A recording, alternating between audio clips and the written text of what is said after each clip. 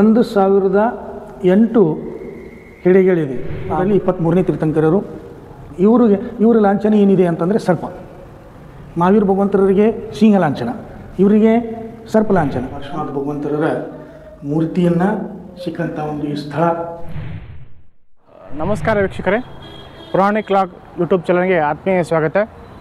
ನಾನು ಶ್ರೀರಂಗ್ ಪುರಾಣಿಕ್. ಇವತ್ತು ನಮ್ಮ ಹಿಂಬದಿಯಲ್ಲಿ ನೋಡ್ತಾ ಇದ್ದೀರಿ, ಇದು ಸಹಸ್ರಫಣಿ ಪಾರ್ಶ್ವನಾಥ ಮಂದಿರ, ವಿಜಯಪುರದಂಥ ಅತ್ಯಂತ ಪುರಾತನ ಜೈನ ಮಂದಿರ. ಇದು ಸರಿಸುಮಾರು 1500 ವರ್ಷಗಳ ಹಿಂದಿನ ಪಾರ್ಶ್ವನಾಥ ಮೂರ್ತಿ ಇಲ್ಲಿದೆ ಅಂತ ಹೇಳ್ತಾರೆ. ಅದರ ಬಗ್ಗೆ ಹೆಚ್ಚಿನ ಮಾಹಿತಿಯನ್ನು ತಿಳ್ಕೊಳ್ಳೋಣ ಬನ್ನಿ.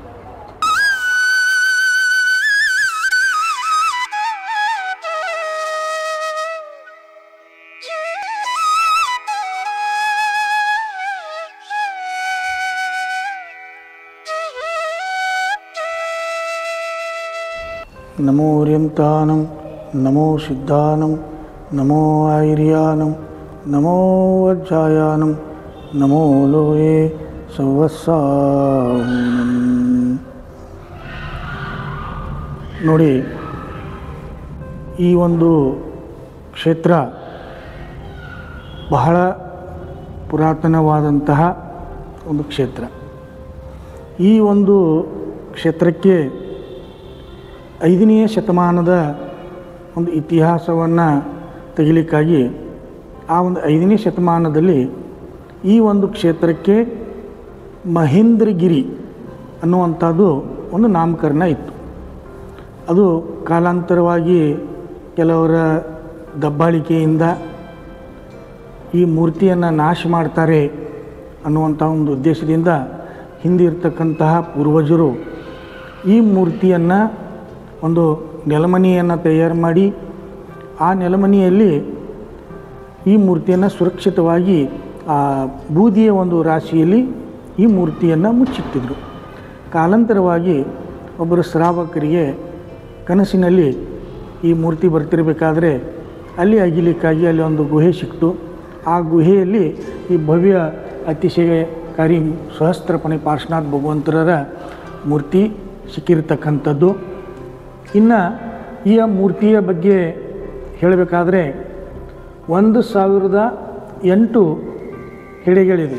ಆ ಭಗವಂತರ ಮಸ್ತಕದ ಮೇಲೆ 1008 ಹೆಡೆಗಳಿದೆ. ಮೊದಲಿಗೆ ತಮಗೆ ಕಾಣಿಸ್ತಾ ಇದೆ ನೋಡಿ, ಮೊದಲಿಗೆ ಮಸ್ತಕದ ಮೇಲೆ ಒಂದು ರೌಂಡ್ ಇದೆ, ಅದರಲ್ಲಿ 33 ಹೆಡೆ ಇರತಕ್ಕಂಥದ್ದು ಒಂದು ರೌಂಡು. ಮಸ್ತಕದ ಮೇಲೆ ಮೊದಲನೇ ರೌಂಡು 33 ಹೆಡೆ ಇದೆ. ಅದಾದಮೇಲೆ 9 ಹೆಡೆ ಇರ್ತಕ್ಕಂಥದ್ದು 2 ಲೈನು, ಆಮೇಲೆ 11 ಹೆಡೆ ಇರ್ತಕ್ಕಂಥದ್ದು 2 ಲೈನು, ಆಮೇಲೆ 13 ಹೆಡೆ ಇರ್ತಕ್ಕಂಥದ್ದು 2 ಲೈನು. ಒಟ್ಟಿಗೆ ಟೋಟಲ್ಲು 1008 ಹೆಡೆ. ಸಹಸ್ರ ಅಂದರೆ 1000. 1008 ಹೆಡೆಗಳನ್ನು ಆ ಕಲಾಕಾರನು 5ನೇ ಶತಮಾನದಲ್ಲಿ ಈ ಮೂರ್ತಿಯನ್ನು ಕೆತ್ತನೆ ಮಾಡಿದ್ದಾನೆ. ಇನ್ನು ಆ ಕಲಾಕಾರ ಎಷ್ಟು ಮಹಾನ್ ಇರ್ಬೋದು ಅಂತಂದರೆ, ಆ ಕಲಾಕಾರ ತನ್ನ ಹೆಸರನ್ನು ಎಲ್ಲಿಯೂ ಕೂಡ ಅವನು ಉಲ್ಲೇಖ ಮಾಡಿಲ್ಲ, ಈ ಮೂರ್ತಿಯನ್ನು ನಾನು ಕೆತ್ತನೆ ಮಾಡಿದ್ದೀನಿ ಅನ್ನುವಂಥದ್ದು. ಅದರಲ್ಲಿ 5ನೇ ಶತಮಾನದಲ್ಲಿ ಈ ಮೂರ್ತಿಯನ್ನು ಕೆತ್ತನೆ ಮಾಡಿ ಪ್ರತಿಷ್ಠಾಪನೆ ಮಾಡಲಾಗಿದೆ. ಅದು ಮಹೇಂದ್ರಗಿರಿ ಕ್ಷೇತ್ರದಲ್ಲಿ ಅಂಥೇಳಿ ಅದರ ಮೇಲೆ ಉಲ್ಲೇಖ ಇದೆ. ಇನ್ನು ಮೂರ್ತಿ ಬಗ್ಗೆ ಹೇಳಬೇಕಂದ್ರೆ, ಮೇಲೆ ನಾವು ಒಂದು ಹೆಡೆಯಿಂದ ಯಾವಾಗ ಭಗವಂತರಿಗೆ ನಾವು ಕ್ಷೀರಾಭಿಷೇಕ ಮಾಡ್ತೀವೋ, ಹಾಲಿಂದ ಅಭಿಷೇಕ ಮಾಡ್ತೀವೋ, ಆವಾಗ ಆ ಎಲ್ಲ ಹೆಡೆಯಿಂದ ಅಭಿಷೇಕ ಆಗ್ತಾ ಬಂದು ಆ ಭಗವಂತರರ ಮಸ್ತಕದ ಮೇಲೆ ಮತ್ತು ಭುಜದ ಮೇಲೇ ಆ ಒಂದು ಅಭಿಷೇಕ ಆಗುತ್ತೆ. ಆ 2 ಕಣ್ಣುಗಳಿಂದ ನೋಡಿದ್ರೆ ನಮಗೆ ಆನಂದ ಆಗೋದಿಲ್ಲ. 1000 ಕಣ್ಣುಗಳಿಂದ ನೋಡಿದರೂ ಕೂಡ ಆನಂದ ಆಗೋದಿಲ್ಲ. ಅಷ್ಟೊಂದು ಆ ಸುಂದರವಾದಂತಹ ಆ ಅಭಿಷೇಕ ಆಗುತ್ತೆ. ಆ ಅಭಿಷೇಕ ತಾವು ನೋಡಬೇಕಾಯ್ತಂತಂದರೆ ಪ್ರತಿ ಭಾನುವಾರ ಬೆಳಿಗ್ಗೆ 10 ಗಂಟೆಗೆ ಬರಬೇಕು. ಆಮೇಲೆ ಅಮಾವಾಸ್ಯೆ, ಹುಣ್ಣಿಮೆ ಈ ದಿವಸವೂ ಕೂಡ ಆ ಮೇಲೆ ಹೆಡೆಯಿಂದ ಅಭಿಷೇಕ ಆಗುತ್ತೆ. ಅವತ್ತೂ ಕೂಡ 10 ಗಂಟೆಗೆ ಅಭಿಷೇಕ ಇರುತ್ತೆ. ಪ್ರತಿನಿತ್ಯ ಬೆಳಗ್ಗೆ 9 ಗಂಟೆಗೆ ಅಭಿಷೇಕ. ನಮ್ಮ ಒಂದು ಜೈನ ಆಗಮದ ಪ್ರಕಾರ ಇವರು 23ನೇ ತೀರ್ಥಂಕರರು. 23ನೇ ತೀರ್ಥಂಕರರು. 24ನೇದವರು ಮಹಾವೀರ ಭಗವಂತರು. ಅವ್ರಿಗಿಂತಲೂ ಇವರು ಪೂರ್ವದಲ್ಲಿ 23ನೇ ತೀರ್ಥಂಕರರು. ಇವರ ಲಾಂಛನ ಏನಿದೆ ಅಂತಂದರೆ ಸರ್ಪ. ಮಹಾವೀರ ಭಗವಂತರರಿಗೆ ಸಿಂಹ ಲಾಂಛನ, ಇವರಿಗೆ ಸರ್ಪ ಲಾಂಛನ. ಆಮೇಲೆ ಋಷಭನಾಥ ತೀರ್ಥಂಕರರಿಗೆ ಇವು ಎತ್ತು, ಅದರ ಲಾಂಛನ. ಹೀಗೆ 24 ತೀರ್ಥಂಕರರಿಗೆ 24 ಲಾಂಛನಗಳಿದೆ. ಆ ಒಂದು ಲಾಂಛನದ ಮೇಲೇ ನಾವು ಹೊರತು ಹಿಡಿತೀವಿ. ಇದು ಪಾರ್ಶ್ವನಾಥ್ ಭಗವಂತರ ಮೂರ್ತಿ ಇದೆ, ಇವರು ಆದಿನಾಥ್ ಭಗವಂತರ ಮೂರ್ತಿ ಇದೆ, ಇದು ಮಹಾವೀರ ಭಗವಂತರ ಮೂರ್ತಿ ಇದೆ ಅಂಥೇಳಿ. ಇದು ಮೇಲೆ ಸರ್ಪ ಹೆಡೆ ಇರೋದರಿಂದ ಪಾರ್ಶ್ವನಾಥ್ ಭಗವಂತರ ಮೂರ್ತಿ. ಇಂಥ ಮೂರ್ತಿ ವಿಶ್ವದಲ್ಲೇ ನಾವು ನೀವು ಎಲ್ಲ ಎಷ್ಟು ತೀರ್ಥಕ್ಷೇತ್ರಗಳಿದಾವೆ, ಎಲ್ಲ ಕಡೆ ನಾವು ತೀರ್ಥಕ್ಷೇತ್ರ ದರ್ಶನಕ್ಕೆ ಹೋದರೂ ಕೂಡ ಇಂತಹ ಒಂದು ಮೂರ್ತಿ ನಮ್ಗೆ ಎಲ್ಲಿಯೂ ದರ್ಶನಕ್ಕೆ ಸಿಗೋದಿಲ್ಲ.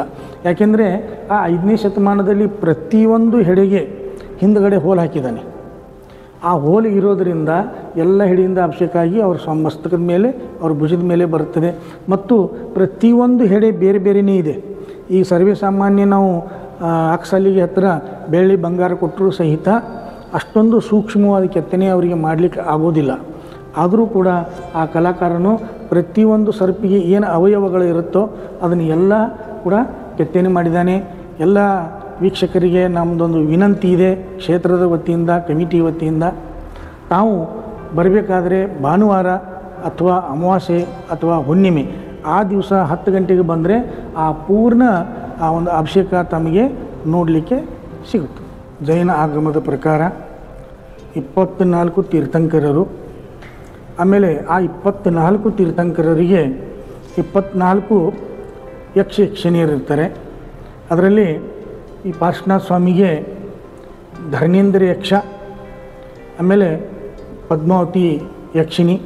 ಅವರಿಗೆ ಇಲ್ಲಿ ಧರ್ಮೇಂದ್ರ ಭವನವನ್ನು ಶ್ರವಣಬೆಳಗೊಳದ ಪರಮ ಪೂಜ್ಯ ಚಾರುಕೀರ್ತಿ ಭಟ್ಟಾರಕ ಪಟ್ಟಾಚಾರ್ಯವರೇ ಮಹಾಸ್ವಾಮೀಜಿಯವರು ಪ್ರಪ್ರಥಮವಾಗಿ ಎಲ್ಲ ಕ್ಷೇತ್ರದಲ್ಲಿಯೂ ಕೂಡ ಈ ಥರನಾದ ಭವನಗಳನ್ನು ನಮಗೆ ದರ್ಶನಕ್ಕೆ ಸಿಗೋದಿಲ್ಲ.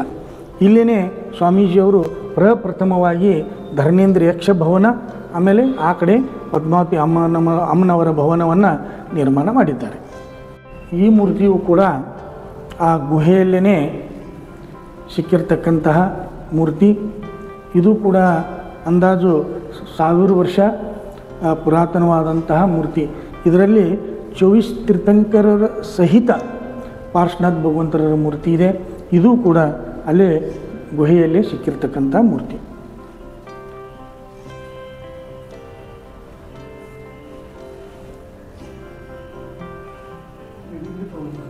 ಈ ಮೂರ್ತಿ ಏನಿದೆ ಇದು ಹೊಸತು, ಪುರಾತನ ಮೂರ್ತಿ ಅಲ್ಲ. ಈ ಮೂರ್ತಿ ಹೊಸತಿದೆ.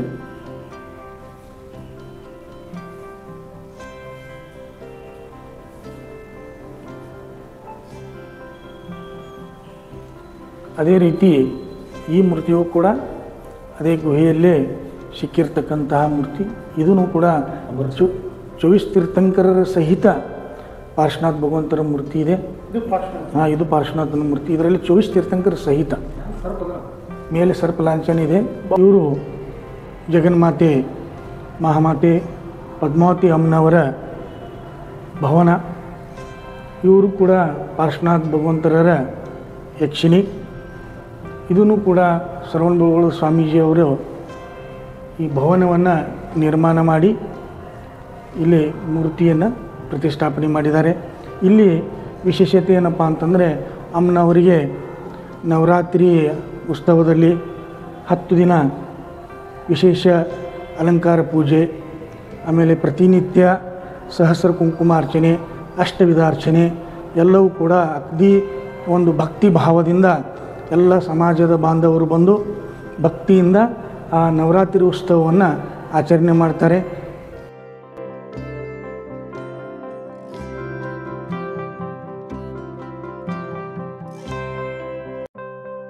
ನಾವು ನಿಂತಿರ್ತಕ್ಕಂಥ ಕ್ಷೇತ್ರದಲ್ಲಿ ಕ್ಷೇತ್ರಪಾಲ ಯಕ್ಷದೇವ, ಈ ಒಂದು ಕ್ಷೇತ್ರಪಾಲ ಯಕ್ಷರ ಮಹಿಮೆ, ಈ ಒಂದು ಕ್ಷೇತ್ರದ ರಕ್ಷಣೆ ಮಾಡುವುದು ಮತ್ತು ಬಂದಂಥ ಭಕ್ತಾದಿಗಳ ಇಷ್ಟಾರ್ಥ ಸಿದ್ಧಿಗಳನ್ನು ಈಡೇರಿಸುವಂತಹ ಒಂದು ಅತಿಶಯಕಾರಿ ಕ್ಷೇತ್ರಪಾಲ ಯಕ್ಷದೇವ. ಇಲ್ಲಿ ಬಂದು ಏನಾದರೂ ಒಂದು ಸಂಕಲ್ಪವನ್ನು ಮಾಡಿದರೆ ಅವರ ಇಷ್ಟಾರ್ಥ ಸಿದ್ಧಿಗಳು ಎಲ್ಲ ನೆರವೇರುತ್ತವೆ.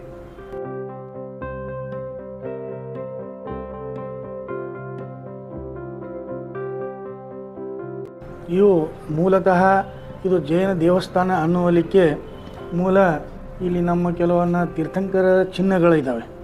ಈ ಚಿಹ್ನದಿಂದಲೇ ಆವಾಗ ಇದು ಜೈನ ಮಂದಿರ ಅನ್ನುವಂಥದ್ದು ಎಲ್ಲರಿಗೆ ಗೊತ್ತಾಗಿದ್ದು. ಈಗ ತಾವು ನೋಡ್ತಕ್ಕಂತಹ ಇದು ಪುರಾತನ ದೇವಸ್ಥಾನದ ಮೊದಲನೆಯ ಒಂದು ಮಹಾದ್ವಾರ. ಇದು ಹಳೆಯ ದೇವಸ್ಥಾನ ಕಟ್ಟಡ ಇದೆ. ಈ ಕಡೆ ಮುಂದುಗಡೆ ಏನು ಮಾಡಿದ್ದಾರೆ ಅದನ್ನೆಲ್ಲ ಕೂಡ ಹೊಸದಾಗಿ ಮಾಡಿರ್ತಕ್ಕಂಥ ದೇವಸ್ಥಾನ. ಇದು ನೆಲಮನೆಯಲ್ಲಿ ಸಿಕ್ಕಿರ್ತಕ್ಕಂತಹ ದೇವಸ್ಥಾನದ ಒಂದು ಭಾಗ. ಈಗ ನಾವು ಮೂಲಃ ಪಾರ್ಶ್ವನಾಥ್ ತೀರ್ಥಂಕರರು ಸಿಕ್ಕಿದಂಥ ಒಂದು ಸ್ಥಳಕ್ಕೆ ಹೋಗೋಣ ಬನ್ನಿ.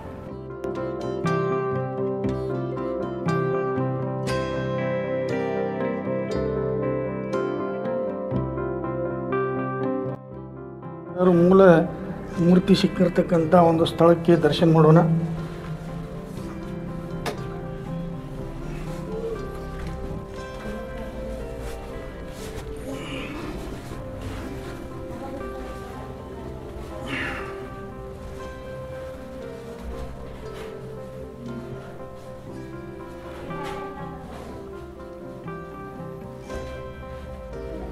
ಇದೇ ಜಾಗದಲ್ಲಿ ನಮ್ಮ 1008 ಅತಿಶಯಕಾರಿ ಸಹಸ್ರಪಣಿ ಪಾರ್ಶ್ವನಾಥ ಭಗವಂತರರ ಮೂರ್ತಿಯನ್ನು ಸಿಕ್ಕಂಥ ಒಂದು ಈ ಸ್ಥಳ. ಇದನ್ನು ಪೂರ್ವಜರು ಒಂದು ಆ ಮೂರ್ತಿಯನ್ನು ಸುರಕ್ಷಿತವಾಗಿ ಇರಲಿ ಅನ್ನುವಂಥ ಒಂದು ಉದ್ದೇಶದಿಂದ ಈ ಒಂದು ನೆಲಮಾಳಿಗೆಯನ್ನು ತಯಾರು ಮಾಡಿ, ಈ ನೆಲಮಾಳಿಗೆಯಲ್ಲಿ ಈ ಕುಳು ಸುಟ್ಟಿರ್ತಕ್ಕಂತಹ ಒಂದು ಬೂದಿಯ ರಾಶಿ, ಆ ಬೂದಿಯ ರಾಶಿಯಲ್ಲಿ ಇಲ್ಲಿ ಆ ಮೂರ್ತಿಯನ್ನು ಸುರಕ್ಷಿತವಾಗಿ ಇಟ್ಟಿರ್ತಕ್ಕಂಥದ್ದು. ಒಬ್ಬರು ಶ್ರಾವಕರ ಒಂದು ಅಗಿತಾ ಇರಬೇಕಾದ್ರೆ ಅವರಿಗೆ ಈ ಗುಹೆಯ ಒಂದು ರಸ್ತೆ ಸಿಗುತ್ತೆ. ಒಳಗಡೆ ಬರಲಿಕ್ಕಾಗಿ ಎಲ್ಲರೂ ನೋಡ್ತಾರೆ, ಎಲ್ಲಿ ನೋಡಿದ್ರು ಬೂದಿಯ ರಾಶಿ ಸಿಗುತ್ತೆ. ಅದನ್ನೆಲ್ಲ ಕ್ಲೀನ್ ಮಾಡ್ತಾ ಸ್ವಚ್ಛತೆ ಮಾಡ್ತಾ ಹೋದ್ಮೇಲೆ ಅವರಿಗೆ ಈ ಜಾಗದಲ್ಲಿ ಆ ಪಾರ್ಶ್ವನಾಥ ಸ್ವಾಮಿಯ ಒಂದು ಮೂರ್ತಿ ಸಿಗುತ್ತೆ. ಅದನ್ನು ಹಳೆ ಪುರಾತನ ದೇವಸ್ಥಾನದಲ್ಲೇ ಆಗಿರ್ತಕ್ಕಂಥ ಪೂರ್ವಜರು ಆ ಮೂರ್ತಿಯನ್ನು ಪ್ರತಿಷ್ಠಾಪನೆ ಮಾಡುತ್ತಾರೆ.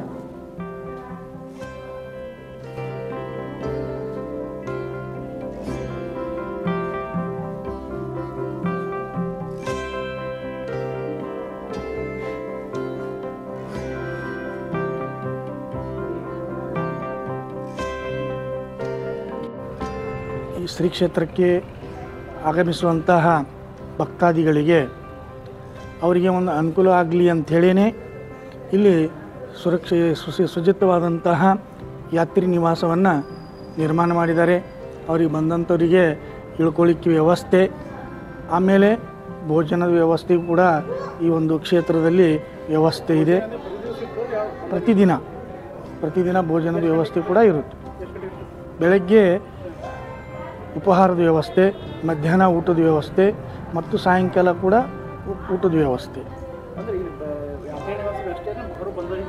ಅದೇ ಹೊರಗಡೆಯಿಂದ ಬಂದಂಥ ಯಾತ್ರಿಕರಿಗೆ ಅವರಿಗೆ ಎಲ್ಲವೂ ಕೂಡ ವ್ಯವಸ್ಥೆ ಈ ಒಂದು ಕ್ಷೇತ್ರದಲ್ಲಿ ಇದೆ. ನಾವು ಇವಾಗ ನಿಂತಿರ್ತಕ್ಕಂಥ ಸ್ಥಳ ಅತಿಶಯಕಾರಿ 1008 ಭಗವಾನ್ ಮಹಾವೀರ ಮಂದಿರ. ಮೇಲೆ ಹೋಗೋಣ, ಎಲ್ಲರೂ ದರ್ಶನ ಮಾಡೋಣ.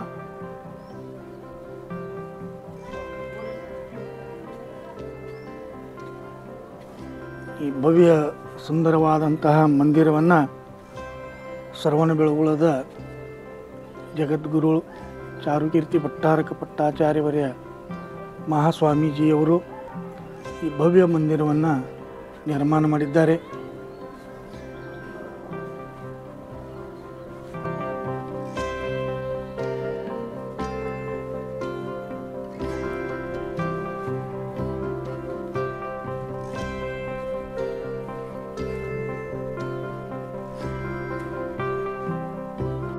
ನೋಡಿ, ಈ ಭವ್ಯವಾದಂತಹ ಅತಿಶಯಕಾರಿ ಭಗವಾನ್ ಮಹಾವೀರ ತೀರ್ಥಂಕರರು ಇಲ್ಲೇ ಅಗಿತಾ ಇರಬೇಕಾದ್ರೇ ಒಂದು ಪುರಾತನವಾದಂತಹ ಒಂದು ಬಾವಿ, ಆ ಬಾವಿಯಲ್ಲಿ ಅಗಿತಾ ಇರಬೇಕಾದ್ರೆ, ಕ್ಲೀನ್ ಮಾಡ್ತಾ ಇರಬೇಕಾದ್ರೆ ಆ ಬಾವಿಯಲ್ಲಿ ಸಿಕ್ಕಿರ್ತಕ್ಕಂತಹ ಅಂದಾಜವಾಗಿ 1000 ವರ್ಷ ಪುರಾತನವಾದಂತಹ ಅತಿಶಯಕಾರಿ ಮೂರ್ತಿ ಇದೆ. ಈ ಭವ್ಯ ಮಂದಿರವನ್ನು ಶ್ರವಣಬೆಳಗೊಳದ ಚಾರುಕೀರ್ತಿ ಮಹಾಸ್ವಾಮೀಜಿಯವರು ನಿರ್ಮಾಣ ಮಾಡಿದ್ದಾರೆ. ನೂತನವಾದಂತಹ ಮಹಾವೀರ ಭಗವಂತರ ಮಂದಿರ. ನಮ್ಮ ಜೈನ ಆಗಮದ ಪ್ರಕಾರ 24 ತೀರ್ಥಂಕರರು ಬರ್ತಾರೆ. ಅವರಿಗೆ 24 ಯಕ್ಷ ಮತ್ತು 24 ಯಕ್ಷಿಣಿಯರಿರ್ತಾರೆ. ಇವರಿಗೆ ಮಾತಂಗ ಯಕ್ಷ, ಸಿದ್ಧಾಯಿನಿ ಯಕ್ಷಿಣಿ ಮತ್ತು ಪಾರ್ಶ್ವನಾಥರಿಗೆ ಧರ್ಮೇಂದ್ರ ಯಕ್ಷ, ಪದ್ಮಾವತಿ ಯಕ್ಷಿಣಿ. ಇವರು 24ನೇ ತೀರ್ಥಂಕರರಾದಂತಹ ಮಹಾವೀರ ಭಗವಂತರ ಮೂರ್ತಿ. ಮತ್ತು ಇಲ್ಲಿ ತಾವು ನೋಡಬೇಕಾದ್ರೆ ಇಲ್ಲಿ 24 ತೀರ್ಥಂಕರರ ವಿಗ್ರಹಗಳನ್ನು ಶ್ರವಣಬೆಳಗೊಳದ ಸ್ವಾಮೀಜಿಯವರು ಈ 24 ತೀರ್ಥಂಕರರ ಮೂರ್ತಿಗಳನ್ನು ಇಲ್ಲಿ ಪ್ರತಿಷ್ಠಾಪನೆ ಮಾಡಿದ್ದಾರೆ.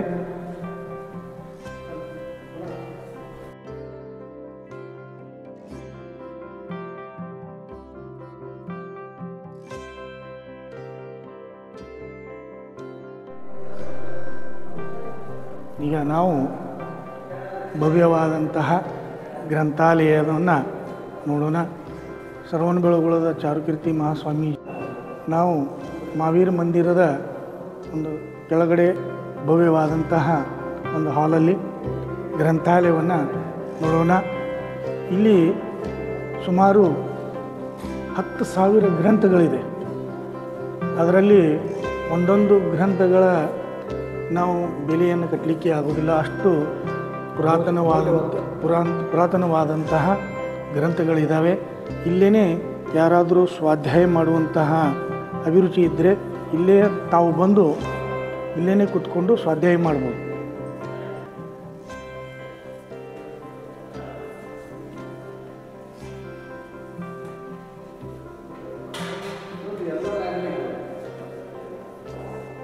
ಸುಮಾರು 10,000 ಗ್ರಂಥಗಳಿದ್ದಾವೆ.